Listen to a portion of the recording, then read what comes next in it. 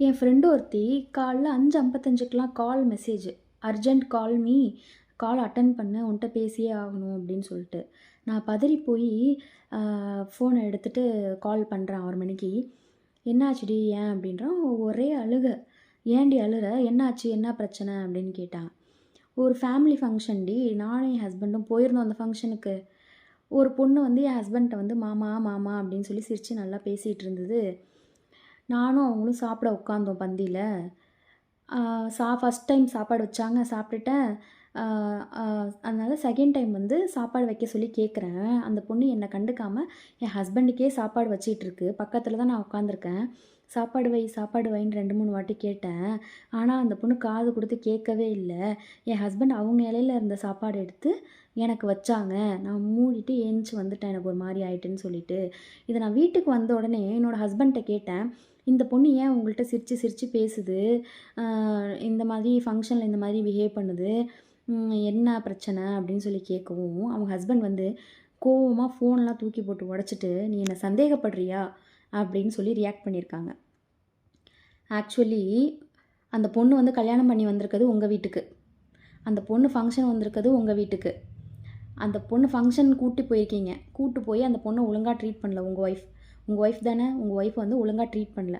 அப்போ வந்து எல்லாருக்கும் முன்னாடி உங்களுக்கு தான் கோவம் வந்திருக்கணும். அவளுக்கு சாப்பாடு வைங்க அப்படின்னு சொல்லியிருக்கணும். அப்படி சாப்பாடு வைக்கலைன்னா இவரும் சாப்பிடாம எழுந்து வந்திருக்கணும். அவங்க ஒய்ஃப்க்கு சப்போர்ட்டிவாக நின்றுக்கணும். ஆனால் அவர் நிற்கல.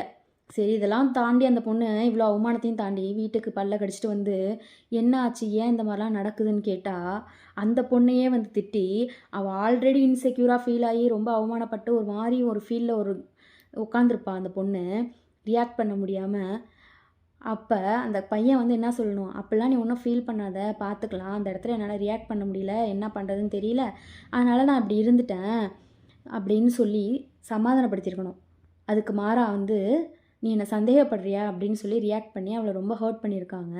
உடனே என்கிட்ட ஃபோன் பண்ணி, நான் தப்பாக கேட்டுட்டேனாடி, தப்பாக கேட்டேனா நிவி, ஏன் இப்படி ரியாக்ட் பண்ணுறாங்க, என் மேலே தான் தப்பு இருக்குன்னு நினைக்கிறேன், நான் அந்த அதெல்லாம் கேட்டிருக்கக்கூடாது போல் அப்படின்னு சொல்லி தேம்பி தேம்பி அலறா அந்த பொண்ணு.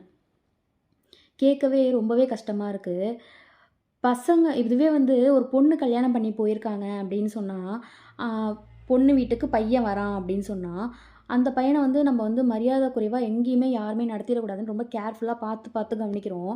இதுவே வந்து இந்த பையன் வீட்டுக்கு வந்து நம்ம போனால், நம்மளை வந்து ஒரு கேரே பண்ணிக்க மாட்றாங்க. அவள் தானே, அவளை தானே அப்படின்னா, நம்மளும் போயிட்டு நம்ம அப்பா அம்மா வீட்டில் உட்காந்துட்டு அவன் தானே, அவனை தானே அப்படின்னா உங்களுக்கு இருக்குமா? எப்படி இருக்கும்? அது மாதிரி தானேங்க பொண்ணுங்களுக்கும். எல்லாருக்கும் ஒரே மாதிரி மனசு தானங்க.